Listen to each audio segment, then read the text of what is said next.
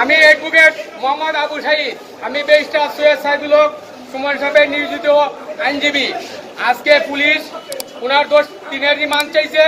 আমরা আসামি পক্ষ যথাযথভাবে উনার পক্ষে রিমান্ডের আবেদন শুনানিতে অংশগ্রহণ করছি।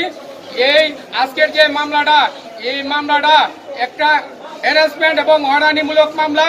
তার এখানে কোনো সুনির্দিষ্ট অভিযোগ নাই। উনি ওই সময় ঘটনাস্থলে উপস্থিত ছিলেন না, ডাহাতে ছিলেন।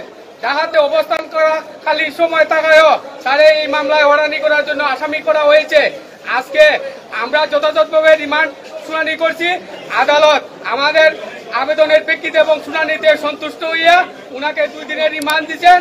আশা করি আমরা ভবিষ্যতে এই মামলা আমরা সাকসেসফুল হব। আসসালামু আলাইকুম। কোন মামলা ছিল?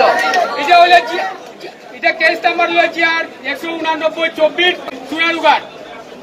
কি হয়েছিল? ঘটনা কি ছিল? এটা ঘটনা হয়েছিল ওই গত 16/7/2024 তারিখে বিকাল 4 ঘটিকার সময় হবিগঞ্জ জেলার চুনারুঘাট শাস্তাগঞ্জ নজরুল ব্রিজ এলাকায় ছাত্র এবং জনতায় এখানে যে সামান্য গন্ডগোল হয়েছিল, কোনো কিছু হামলা এবং মারামারি হয় নাই। ওইটার প্রেক্ষিতে আজকে যারা বাদীপক্ষ এই যে ষড়যন্ত্রভাবে হয়রানি করার জন্য 98 জন লোককে আওয়ামী লীগ, ছাত্রলীগ, যুবলীগকে আসামি শ্রেণীভুক্ত করে এবং আরো 70-80 জন লোককে একবারে সর্বস্ব নিরীহ, এদের কোনো নাম নাই, সন্দিগ্ধ হিসেবে আসামি শ্রেণীভুক্ত করা হয়েছে।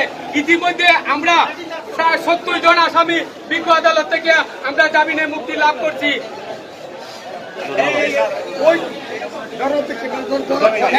মা আপনার একটা বিচার, এই চিঠি একটা বিচার না